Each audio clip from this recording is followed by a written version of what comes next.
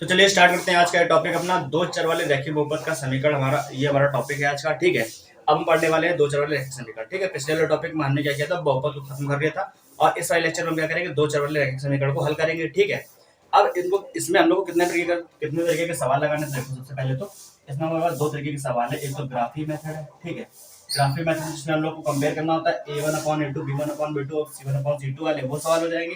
ठीक है, फिर उन्हीं का गणितीय रूप भी हो जाएगा। ठीक है, इसी में क्या होता है, इसी का गणितीय रूप भी आता है। ठीक है, इसका गणितीय रूप भी आता है। ठीक है, फिर क्या आता है कि दो समीकरणों को हल करने के लिए हमारे पास तीन अलग अलग मेथड होते हैं। ठीक है, उन तीनों मेथड में से हमको दो पढ़ने, जिनमें से हमारे पास एक क्या है, प्रतिस्थापन मेथड है। ठीक है, दूसरा हमारे पास क्या है, विलोपन, और तीसरा होता है हमारे पास वज्र गुणनखंड, जो कि अभी हट गया हमारे सिलेबस से। ठीक है, तो वज्र गुणनखंड मेथड हमको ये नहीं पढ़ना है, हमको केवल ये दोनों पढ़ने हैं। और उसके बाद हमको तीसरी चीज में ये पढ़नी है, युगपत समीकरण। ठीक है, युगपत समीकरणों का शाब्दिक अर्थ। ठीक है, जो उनके शाब्दिक प्रश्न है ना, वो पढ़ने हैं हमको। ठीक है, तो वो हम पढ़ेंगे लास्ट में, क्योंकि बोर्ड में ये वाले सवाल ज्यादा आते हैं। ठीक है, ग्राफ भी जो है आ जाते हैं, कभी कभी क्या होता है कि ग्राफ भी आ जाता है क्वेश्चन। तो ग्राफ आ चुका है बोर्ड में, तो उसका भी हमें क्वेश्चन करा देंगे, ताकि ग्राफ आपको पता चले कैसे करना है ग्राफ का क्वेश्चन। और हमारे जो ग्राफी मेथड वाले क्वेश्चन है ना, दो चर वाले रैखिक समीकरण के, वो भी देख लेते हैं कैसे करते हैं, वो बहुत ईजी होते हैं। ठीक है, तो देखो सबसे पहले स्टार्ट करते हैं अपना। चलिए स्टार्ट करते हैं, देखते हैं हमारे पास दो चर वाले रैखिक समीकरण कैसे होते हैं, तो सॉल्व करेंगे, हल करेंगे। देखो हमारे पास सबसे पहले तो दो चर वाला रैखिक समीकरण हमारे पास अगर हम एक ले लो तो ये क्या होगा, ax + by + c = 0। ये हमारे पास एक क्या है, रूप है दो चर वाले रैखिक समीकरण का। ठीक है, लेकिन अगर हमको ऐसे एक नहीं, हमको दो चाहिए हो। ठीक है, अभी तो क्या है, एक समीकरण है ये। ठीक है, लेकिन हमको कैसे चाहिए, समीकरण युग्म चाहिए। तो समीकरण युग्म का मतलब है कि दो चर वाले हमारे पास दो समीकरण हो, हम उसको बोल देंगे युग्म। अगर हमको दो चाहिए तो हमारे पास क्या होगा, a1x + b1y + c1 = 0। ये हमारे पास पहला हो गया। और दूसरा ले लेंगे a2x + b2y + c2 = 0। ये हमारे पास हो गया दूसरा। ठीक है, तो दो चर वाले हमारे पास दो समीकरण है। ठीक है, इनमें क्या होता है, इनके जो गुणांकों का संबंध होता है। ठीक है, जैसे कि इसका a1 इसका a2, तो a1/a2 ये हो गया। ठीक है, इसका b1 इसका b2, b1/b2, इसको ऐसे बना लो, और c1 और c2 को। ठीक है, इस तरीके से। ठीक है, इनकी हेल्प से हम पता करेंगे कि क्वेश्चन में किस तरीके से सॉल्व करना है। ठीक है, ग्राफी मेथड क्या होता है, देखो ग्राफी मेथड में हमको पता है कि ये दोनों क्या रेखा के समीकरण है। ठीक है, ये दोनों क्या है, रेखा के समीकरण है। तो इनको हल कैसे करेंगे। ठीक है, रेखा दो से तीन प्रकार की हो सकती है। ठीक है, या तो वो एक दूसरे को प्रतिच्छेद करती होंगी, या तो वो एक दूसरे के समांतर होंगी, और या ही एक दूसरे के संपाती होंगी। ठीक है, तो तीन कंडीशन है हमारे पास। नंबर एक, देखो इसको हटा देते हैं, फिर तीनों यहाँ पर देख लो। ठीक है, रेखाएं किस तरीके से होंगी हमारे पास। मान लो पहला हमारे पास क्या, प्रतिच्छेद रेखा है। ठीक है, प्रतिच्छेदी रेखा, प्रतिच्छेदी। ठीक, तो हमारे पास क्या होगा कि ग्राफ में जब दो रेखाएं एक दूसरे को प्रतिच्छेद कर रही है, मान लो ये रेखा हमारे पास L1 है और ये रेखा हमारे पास क्या L2 है, तो जिस बिंदु पर ये प्रतिच्छेद करेंगे वो बिंदु ही हमारा क्या होगा, हल होगा। इन दोनों समीकरणों का क्या होगा, हल होगा। मान लो हमारे पहला वाला समीकरण क्या है, ये a1x + b1y + c1 = 0 है। ठीक है, और ये दूसरा वाला हमारा क्या है, a2x + b2y + c2 = 0। ये हमारा दूसरा वाला समीकरण हो गया, ये वाला। ठीक है, तो जिस जगह पर ये दोनों एक दूसरे को काटेंगे वही हमारा क्या होगा, हल होगा। और इस स्थिति में हमारा निकाय कैसा होगा, संगत। ठीक है, संगत निकाय। संगत निकाय का मतलब है जब भी हमारे पास कोई ना कोई हल निकलेगा तो हमारे पास निकाय कैसा होगा, संगत होगा। ठीक है, अब क्या दूसरा मेथड हमारे पास होता है समांतर में। ठीक है, जब रेखा कैसी होगी, समांतर। समांतर में क्या होगा कि हमारे पास दो रेखाएं बराबर चल रही होंगी। ठीक है, जिनके बीच की दूरी क्या होगी, बराबर होगी। मान लो ये हमारे पास L1 हो गई और ये हमारे पास L2 दूसरी रेखा है। ठीक है, इसका समीकरण a1x वाला हो गया। ठीक है, और ये हमारी दूसरी वाली हो गई a2x + b2y वाली। ठीक है, प्लस c2 = 0 वाली। ठीक, तो ये दोनों क्या है, समांतर चल रही है। अगर समांतर चले तो कभी भी दूसरे को नहीं काटेंगे। ठीक है, जाहिर सी बात, अगर काटेंगे नहीं तो हमारे पास कोई ना कोई इसका आंसर कोई भी नहीं निकलेगा। ठीक है, तो इस स्थिति में क्या होगा, इसका कोई हल नहीं होगा। ठीक है, जब रेखा कैसे होंगे, समांतर होंगे, तो इनका कोई हल नहीं निकलेगा। और इस कंडीशन में हमारे पास जो निकाय होगा वो कैसा होगा, असंगत होगा। ठीक है, असंगत निकाय मतलब जब कोई हल नहीं निकलेगा तो निकाय असंगत ही रहेगा। ठीक है, नंबर थर्ड हमारे पास क्या है, तो तीसरी कंडीशन हमारे पास क्या है, देखो इनको हटा लेते हैं पहले, फिर हम तीसरा देखेंगे यहाँ पर। ठीक है, तीसरी कंडीशन हमारे पास क्या है, तीसरी कंडीशन हमारे पास ये है कि जब संपाती रेखाएं होंगी, कैसी होंगी, रेखाएं हमारे पास संपाती होंगी, तब हमारे पास कंडीशन क्या होगी। ठीक है, तो हमारे पास ग्राफ इस तरीके का बनेगा कि पहली रेखा मान लो ये L1 है। ठीक है, यहाँ तक जा रही, और दूसरी रेखा इसी के ऊपर होगी, ठीक है। ठीक, तो दूसरी रेखा क्या होगी, इसी के सेम ऊपर होगी, संपाती होगी, मतलब समान पथ पर होगी, ठीक है। तो ये हमारी L2 हो गई, ठीक है। पहली रेखा के ऊपर दूसरी रेखा जा रही थी, ठीक है। ये हमारी a1x plus b1y plus c1 is equal 0 ये वाली रेखा होगी, और ये हमारे पास हो गई a2x plus b2y plus c2 is equal 0 वाली रेखा, ठीक है। जब एक दूसरे के साथ में ही चल रहे तो जाहिर सी बात है बहुत सारे बिंदुओं पर एक दूसरे को टच कर रही होंगी, ठीक है, यानी कि काट कर रही होंगी। तो हम क्या करेंगे, इस स्थिति में बता सकते हैं जब रेखाएं संपाती होंगी तो हमारे पास इसके कितने हल होंगे, अनंत हल होंगे, क्योंकि रेखाएं जहां तक जाएंगे साथ में वहां तक इनके पास हर एक पॉइंट पर एक हल निकलेगा इनका, ठीक है। तो इसके पास कितने हल होंगे, अनंत हल होंगे, और इस स्थिति में हमारे पास निकाय कैसा होगा, संगत निकाय होगा, ठीक है। लेकिन हमको पता कैसे चलेगा कि इनका जो मतलब कि निकाय संगत असंगत है, पता कैसे करेंगे, ठीक है। क्वेश्चन में अगर हमको दो रेखाएं दी जाएंगे तो कैसे पता करेंगे, ठीक है। उसके लिए हम आपको एक फ्लो चार्ट बना दे रहे हैं छोटा सा, वो आप ध्यान रखना, ठीक है। उसके लिए देखो छोटा सा फ्लो चार्ट है कि हमारे पास अगर दो रैखिक समीकरण युग्म दिए हैं, मान लो हमारे पास समीकरण युग्म क्या है, a1x plus b1y plus c1 is equal 0, एक ये है, दूसरा है a2x plus b2y plus c2 is equal 0, ठीक है। पहला हमारे पास क्या, जब निकाय हमारे पास संगत होगा और जब निकाय हमारे पास असंगत होगा, ये दो कंडीशन है हमारे पास, ठीक है। संगत वाले में क्या, संगत वाले में हमारे पास दो चीजें हैं, कौन कौन सी, इसमें क्या होगा, संगत वाले में हमारे पास जब रेखा एक दूसरे को प्रतिच्छेद कर रही होंगी, ठीक है, जब रेखा एक दूसरे को प्रतिच्छेद कर रही होंगी, और दूसरा क्या है, जब रेखा एक दूसरे को क्या कर रही होंगी, संपाती रेखाएं होंगी, ठीक है। तब ये होता है अगर प्रतिच्छेद कर रही होंगी, यानी कि इसका एक क्या होगा, अद्वितीय हल निकलेगा, ठीक है।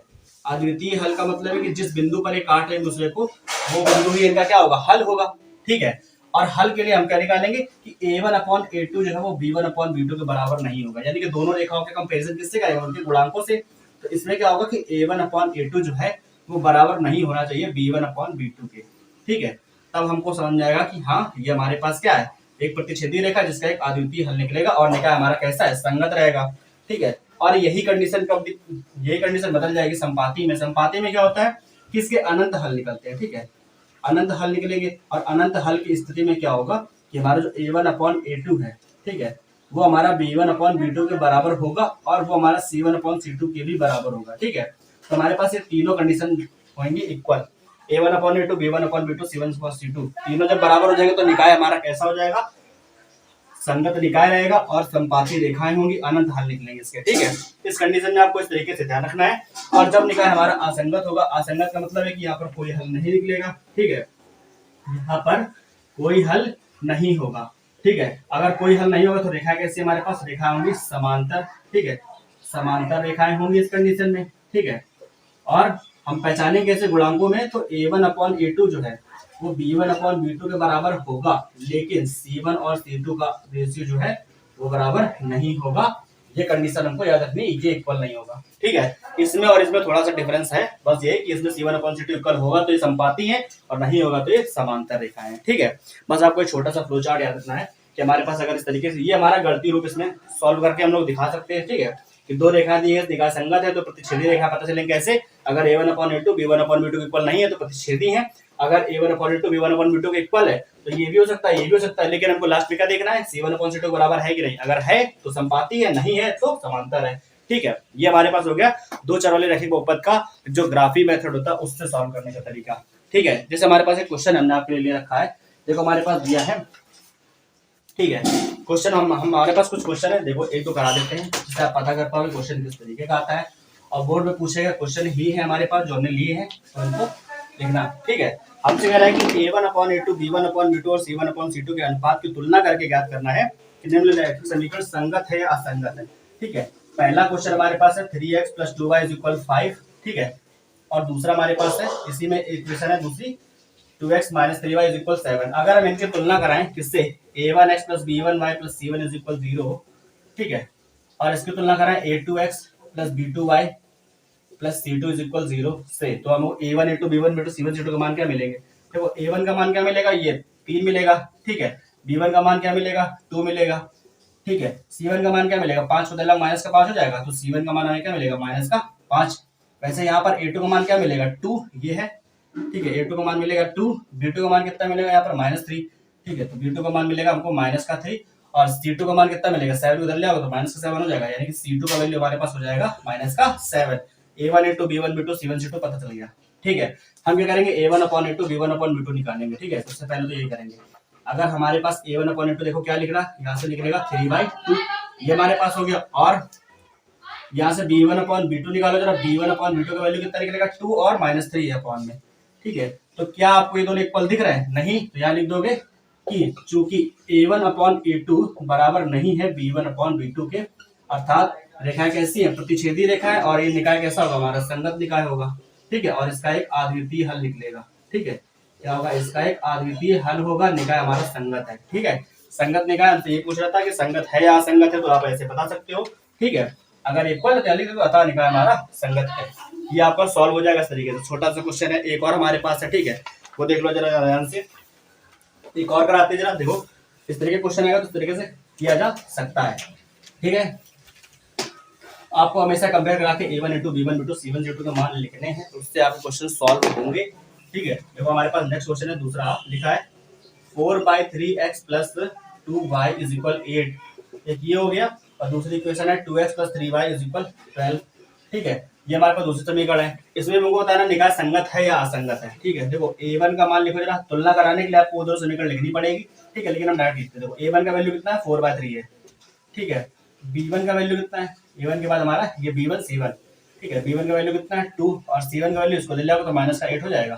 ठीक है, वैसे यहाँ पर A2 B2 और C2 लिखो। A2 का वैल्यू कितना निकलेगा यहाँ से 2, B2 वैल्यू कितना निकलेगा 3 निकलेगा, और C2 वैल्यू कितना निकलेगा, इसको इधर ले 12 को, फिर माइनस का 12 हो जाएगा। ठीक है, हम क्या करेंगे A1 अपॉन A2 निकालने सबसे पहले, तो A1 अपॉन A2 का वैल्यू क्या आएगा 4/3 अपॉन 2, 4/3 अपॉन में 2 आएगा तो इधर आ जाएगा, तो ये हो जाएगा 4/6, काट दो 2 से तो 2/3 आ गया। ठीक है, ये हमारे पास हो गया 2/3। अब क्या करेंगे B1 अपॉन B2 निकालेंगे, B1 अपॉन B2। ठीक है, B1 अपॉन B2 तो 2/3 लिखा है, 2/3 आ गया। B1 अपॉन B2 हमारा A1 अपॉन A2 के इक्वल है। हम चेक करेंगे क्या C1 अपॉन C2 भी इक्वल है, क्योंकि इस पर भी डिपेंड करता है ना। ऐसे हमारे पास दो कंडीशन आते हैं जिसमें A1 अपॉन A2 और B1 अपॉन B2 बराबर होते हैं। तो हम क्या करेंगे, यहाँ चेक करेंगे क्या C1 अपॉन C2 भी बराबर है। तो C1 का मान कितना -8, और C2 का मान कितना -12। माइनस माइनस खत्म, 4 से 4 दूनी 8, 4 से 12, यानी कि ये भी कितना आ रहा 2/3 आ रहा। C1 अपॉन C2 का मान भी कितना आ रहा 2/3। हमारा देखो A1 upon A2 2/3, B1 upon B2 2/3, C1 upon C2 2/3। तो यहाँ लिखेंगे चूंकि A1 अपॉन A2 बराबर है B1 अपॉन B2 के, और ये इक्वल है C1 अपॉन C2 के। अगर तीनों रेशियो हमारे बराबर है, इसका मतलब क्या है, निकाय हमारा कैसा है, निकाय हमारा संगत होगा, और इसके अनंत हल होंगे, क्योंकि रेखा कैसी है, अनंत हल होंगे। तो ये रेखा हमारे पास कैसी है, दोनों समान संपाती रेखा। ठीक है, कैसी है, संपाती रेखाएं हैं, अनंत हल रखेगा, संगत निकाय होगा। क्यों, क्योंकि हमारे पास तीनों ही रेशियो क्या है, इक्वल है। ये कंडीशन अभी हमने आपको बताई थी, उसी पर डिपेंडेंट क्वेश्चन है। ठीक है, इस तरीके से आप कर सकते हो। ठीक, अब हमसे कह रहा है दूसरा क्वेश्चन, कह रहा है कि इसी टाइप के देखो और भी क्वेश्चन आते हैं क्या। अब हमसे कह रहा है कि निकाय हमारे पास क्या है, कोई हल रखता है, अगर नहीं रखता है तो उस तरीके और क्वेश्चन नया कराते हैं अच्छा सा। नेक्स्ट हमारे पास क्वेश्चन है ये कि उसमें लिखा है एक एक किस मान के लिए निम्न रेखीय समीकरण निकाय कोई हल नहीं रखता है। ठीक है, क्वेश्चन हमारे पास ax + 3y = a - 2। ठीक है, दूसरी समीकरण हमारे पास है 12x + ay = a। ठीक है, ये हमारे पास है। कह रहा है कि ये समीकरण निकाय जो है कोई हल नहीं रखता है। कोई हल नहीं रखेगा कब, जब हमारे पास रेखा कैसी होंगी, समांतर। ठीक है, समांतर रेखाएं होंगी तभी तुम्हारे पास कोई हल कंडीशन नहीं होगी ना, है ना। समांतर रेखाएं होंगी तो हमको पहले A1 A2 B1 B2 C1 C2 मान रखना है। समांतर रेखाओं में हमको पता है कि A1 अपॉन जो A2 है वो B1 अपॉन B2 के बराबर होता है। ठीक है, तो हम यहाँ से निकाल सकते हैं मान, है ना। सबसे पहले अगर A1 A2 B1 B2 C1 C2 मान लिखेंगे। A1 का मान यहाँ से देखो, यहाँ पर पहले से A दिया गया है, तो हम यहाँ पर कोई बात नहीं, A1 तुम्हारी है ना। A1 का वैल्यू कितना हमारे पास A है, A, और B1 का वैल्यू कितना है 3 है। C1 का वैल्यू कितना है, इसको यहाँ ले आओगे तो माइनस का A - 2 निकलेगा। ठीक है, ऐसे हमारे पास A2 B2 और C2 का वैल्यू निकाल लो। A2 का वैल्यू कितना निकलेगा यहाँ से 12, B2 का वैल्यू कितना निकलेगा यहाँ से A निकलेगा, और C2 का वैल्यू कितना निकलेगा, इस A को इधर ले आओ तो माइनस का A हो जाएगा। तो A1 A2 B1 B2 C1 C2 का मान हो गए। हमको पता है कि चूंकि समीकरण निकाय कोई हल नहीं रखता है, चूंकि समीकरण निकाय यहाँ पे ऐसे लिखना पड़ेगा आपको। ठीक है, समीकरण निकाय कोई हल नहीं रखता है। ठीक है, नहीं रखता है, अर्थात हमको लिखना पड़ेगा यहाँ पर क्या, a1 अपॉन a2 बराबर होगा b1 अपॉन b2 के। ठीक है, अब यहाँ पर a1 a2 b1 b2 मान रखो जरा, a अपॉन 12 यहाँ हो जाएगा क्या, a अपॉन में 12 इज इक्वल, यहाँ पर क्या 3 अपॉन ए हो जाएगा, 3 अपॉन में ए, देखो ए का ए में मल्टीप्लाई करा तो 12 36 हो जाएगा।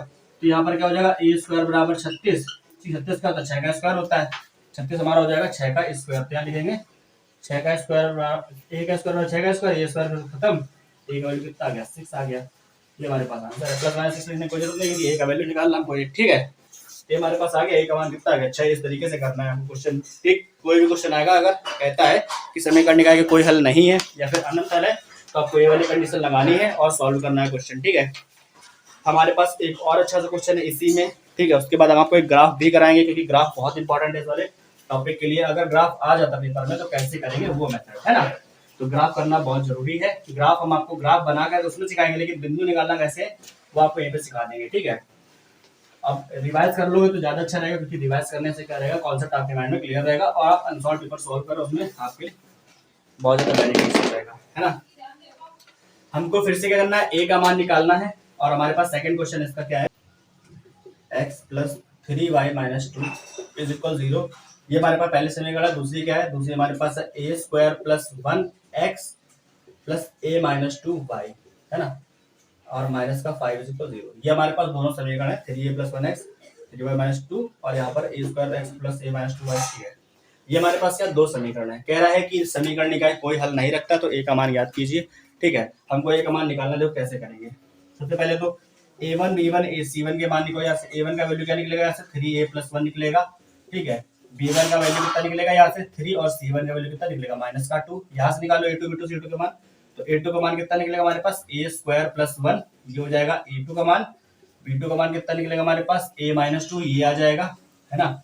और c2 का मान कितना निकलेगा, c2 का मान वो यहाँ से निकलेगा माइनस का 5। ठीक, फिर वही समीकरण निकाय कोई हल नहीं रखता है। समीकरण में क्या है, कोई हल नहीं रखता है। ठीक है, जब कोई हल नहीं होगा इसका मतलब है कि हमारे पास a1 अपॉन a2 क्या होगा, b1 अपॉन b2 के इक्वल, क्योंकि हमारे पास समीकरण कैसी है, समांतर है, तो ये दोनों इक्वल होते हैं उसमें। ठीक है, अब a1 upon a2 b1 upon b2 के इक्वल है, इसका मतलब क्या है, a1 का मान है 3a प्लस 1, ठीक है, अपॉन में a2 का मान कितना है, a स्क्वायर प्लस 1 है, a स्क्वायर प्लस 1 है, बराबर में क्या आएगा 3 अपॉन a माइनस 2। ठीक है, 3 अपॉन में a माइनस 2। ठीक है, इतना आ गया।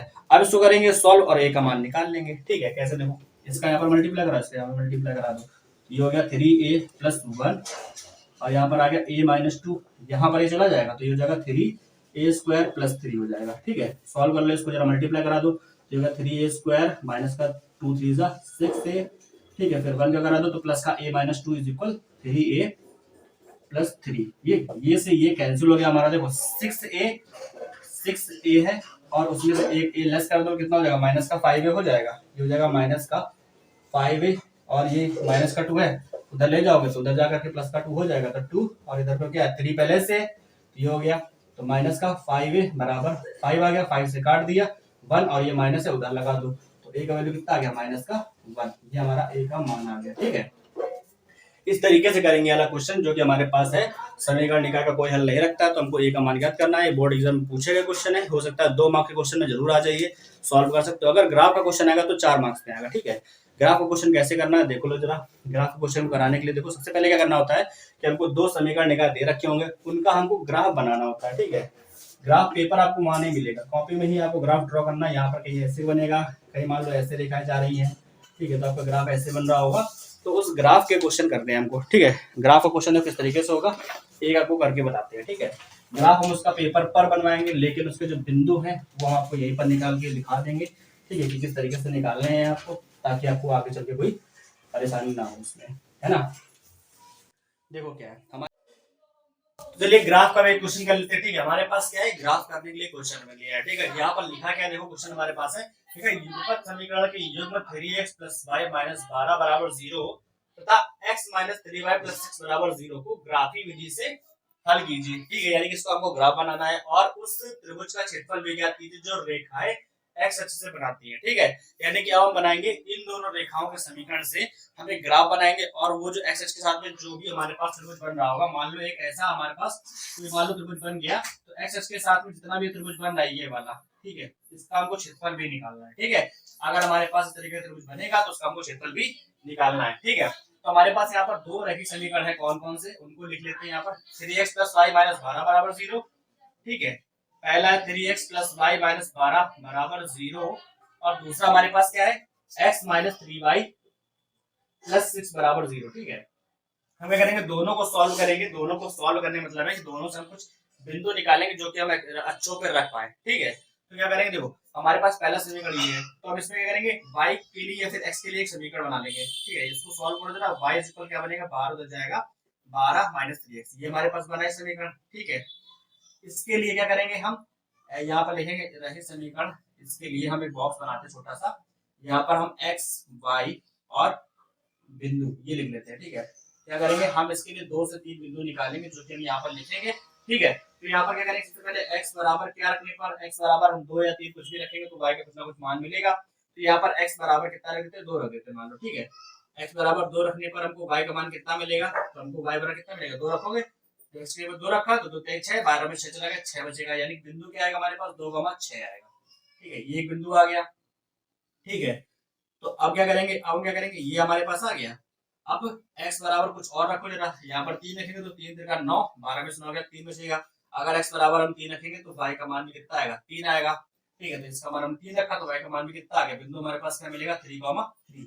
ठीक है, दो बिंदु हमने निकाल लिए, इनसे एक रेखा खींच सकते हैं ग्राफ पर। ठीक है, ग्राफ पेपर पर हम एक रेखा खींच सकते हैं, तो इस वाली रेखा से हमने 2 बिंदु ये निकाल लिए। अब हम इस वाले से भी ये करेंगे। ठीक है, इसमें क्या करेंगे, जब हमने उसमें y के लिए समीकरण बनाए थे तो इसमें भी y के लिए समीकरण बना लेंगे। ठीक है, देखो यहाँ क्या करेंगे, यहाँ पे लिखा हमारे पास क्या, माइनस का 3y है। ठीक है, इसको क्या करेंगे, इसको ले जाएंगे उस तरफ, तो प्लस का हो जाएगा, यहाँ बचेगा x + 6, तो 3y बराबर x + 6 बचेगा, है ना। y 3 को बिल्कुल नीचे, तो y बराबर क्या हो जाएगा, x + 6/3, ये हो जाएगा हमारे पास। ठीक है, अब हमको x की जगह पे ऐसा मान रखना है कि y का जो वैल्यू वो पूर्णांक है, बटे में कोई संख्या ना है, क्योंकि बटे में संख्या आएगी तो हमारा बिंदु जो है वो हमको प्लॉट करने में दिक्कत होगी। ठीक है, तो इस रेखा के समीकरण के लिए हम यहाँ पर एक छोटा सा बॉक्स बनाएंगे, ये हमारे पास x है, ये हमारे पास y है, और यहाँ पर अपने बिंदु को लिखेंगे। ठीक है, देखो अगर हम यहाँ पर x का मान 2 रखते तो 6 2 8/3 कटेगा नहीं ना बिल्कुल भी। ठीक है, अगर हम यहाँ पर x का मान 3 रखेंगे, 3 तो 6 3 9, 9/3 3 आएगा। ठीक है, तो हम यहाँ पर क्या करेंगे, x बराबर, इसको डिवाइड हटा लो यहाँ से। ठीक है, x बराबर 3 रखने पर हमको क्या मिलेगा, जब यहाँ पर 3 रखेंगे तो y का मान कितना मिलेगा, 3 6 3 9/3 यानी कि 3 आएगा, तो बिंदु क्या मिलेगा, 3, 3 मिलेगा। ठीक है, तो y बराबर क्या मिलेगा, 3।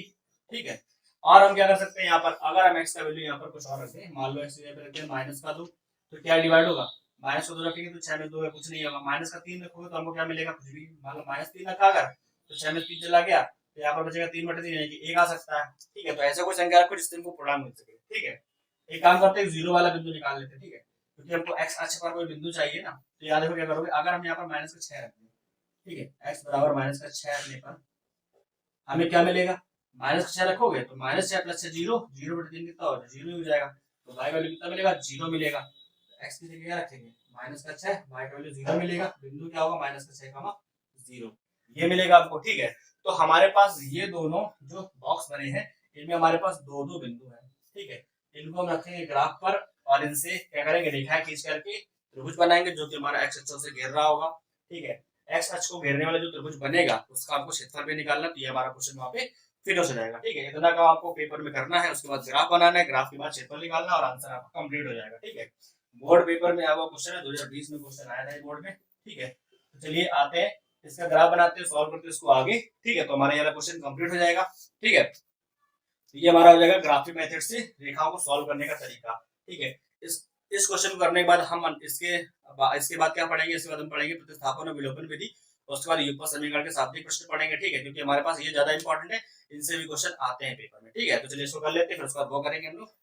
तो चलिए देखिए हमने क्या किया, दोनों रेखाओं के जो बॉक्स बनाए थे बिंदुओं वाले वो हमने यहाँ पर कर लिए हैं नोट। ठीक है, हमने यहाँ पर बना लिए हैं, और हमने आपके लिए यहाँ पर एक ग्राफ ड्रॉ कर लिया है। ठीक है, लाइंस के लिए हम क्या करेंगे, पहले वाली रेखा के जो दोनों बिंदु हैं वो इस पर रखेंगे। ठीक है, तो पहले वाली रेखा का देखो पहला बिंदु क्या 2, 6 है, तो यानी कि एक्स अक्ष पर 2 रखना है हमको और वाई पे कितना जाना है 6, तो हम वाई पर चलेंगे 6 तक, ठीक है। और हमको एकदम सीधा रखना है क्योंकि हमको यहाँ पर एक त्रिभुज भी बनाना है, ठीक है। तो यहाँ पर एक्स पर 2 है और वाई पे कितना है 6 है, तो एक्स पर 2 और वाई पर हम 6 से चलेंगे तो हमको बिंदु कहाँ मिलेगा हमारा ये, ठीक है। यहाँ पर हमको अपना पहला बिंदु मिलेगा 2,6, ठीक है। और दूसरा बिंदु क्या है इसका 3,3 है, तो यहाँ देखो एक्स पर 3 हो गया और वाई पर हमको कहाँ जाना है 3 तक जाना है, ठीक है। तो एक्स पर 3 है हमारा, यहाँ से ड्रॉ करेंगे लाइन, ठीक है। और वाई पर हमारा क्या है 3 है, तो वाई से हम चलेंगे 3 पर, ठीक है। और 3 से क्या करेंगे लाइन खींचेंगे यहाँ पर, तो हमको एक बिंदु मिलेगा जो कि हमारे पास कहाँ पे है यहाँ, ठीक है। ये हमको बिंदु मिल गया 3,3, ठीक है। इन दोनों बिंदुओं को मिलाती हुई एक रेखा खींच देंगे हम, ठीक है। जब इन दोनों बिंदुओं को मिलाती हुई रेखा खींचेंगे तो हमें वो रेखा क्या मिलेगी, देखो जरा ध्यान से, ठीक। इनको मिलाते हुए रेखा खींची हमने तो हमको ये रेखा मिली, ठीक है। ये रेखा हमारी कौन सी है, ये हमारे पास रेखा का जो समीकरण है वो लिख देंगे 3x प्लस वाई माइनस 12 बराबर 0। ये हमारी ये वाली रेखा है जिसका हमने समीकरण यहाँ पर ये खींचा हुआ है, ठीक है, जिसका हमने ग्राफ खींचा है यहाँ पर। अब दूसरा वाला समीकरण हमारे पास क्या था, x माइनस 3y प्लस 6। अब इसके बिंदु यहाँ पर प्लॉट करेंगे तो इसका पहला बिंदु 3,3 है जो कि हमारे इस वाली रेखा का भी बिंदु है, ठीक है। तो ये दोनों में कॉमन है, पहला बिंदु तो हो गया। इस वाली रेखा का दूसरा बिंदु क्या -6,0, -6,0 किधर होगा, देखो यहाँ पर उल्टी तरफ आओ, ठीक है। तो यहाँ पर हमको दिख रहा है 1 2 3 4 5 6, तो यहाँ पर माइनस का 6,0 यानी कि इस जगह पर ही होगा, माइनस का 6 एक्स में वाई में जाना ही नहीं है। तो यहाँ पर इस बिंदु को और इस बिंदु को मिलाते हुए एक रेखा खींच देंगे, ठीक है। इसको और इसको मिलाते हुए एक रेखा खींचेंगे तो ये हमारा हो गया दूसरी वाली रेखा का ग्राफ। दूसरी रेखा हमारी क्या थी, x minus 3y plus 6 is equal 0, तो इस रेखा पे लिख देंगे x minus 3y plus 6 is equal 0, ठीक है। अब हमारे पास ये बन रहा है जो त्रिभुज, देखो आपको जो त्रिभुज दिख रहा है ना, ये हमारा इसको नाम देते A, ठीक है। ये बिंदु B और ये हमारा हो गया C, तो A B और C, ठीक है। ये हमारा त्रिभुज हो गया। इस त्रिभुज का हमको क्षेत्रफल भी निकालना है, तो आपको पता होगा कि त्रिभुज का क्षेत्रफल कैसे निकाला है। अगर हम यहाँ पर त्रिभुज ABC का क्षेत्रफल निकालेंगे तो त्रिभुज का क्षेत्रफल क्या होता है, 1/2 लंब गुणे आधार होता है, ठीक है, लंब गुणे आधार होता है। तो आपके पास आपको पता नहीं चाहिए लंब कितना है, ठीक है।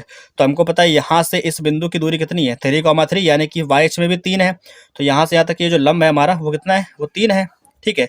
ये तो हमारा 3 यूनिट है ना, तो हम यहाँ क्या लिखेंगे, हमारा लंब तो हमको मिल गया 3 है, आधार कितना है, तो आधार देखो इस वाले बिंदु से लेके इस वाले बिंदु तक की दूरी देख लो कितनी है। देखो यहाँ पर 6 और 4 इधर है, 6 और 4 पूरी कितनी हो गई, 10 हो गई। आधार हमारा 10 हो गया और लंब कितना हो गया 3, ठीक है।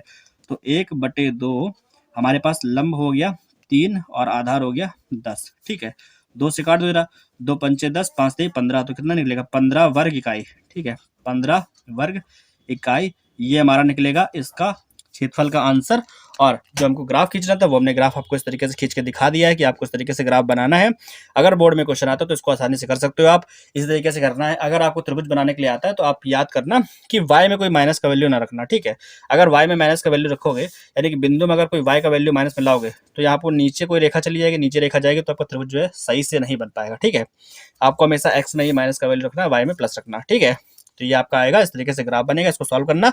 चलिए इस लेक्चर को छोटा ही रखते हैं, खत्म करते हैं, मिलते हैं नेक्स्ट लेक्चर में। उसमें हम प्रतिस्थापन, विलोपन और आपके जो युगपत समीकरण है उनके क्वेश्चन सॉल्व करेंगे और उसको भी छोटा ही रखेंगे, जल्दी से खत्म करेंगे। चलिए मिलते हैं नेक्स्ट लेक्चर में इसी के नए क्वेश्चन के साथ में, फिर उसके बाद नया टॉपिक मिलेंगे। तब तक के लिए गुड बाय, टेक केयर, मिलते हैं नेक्स्ट लेक्चर में।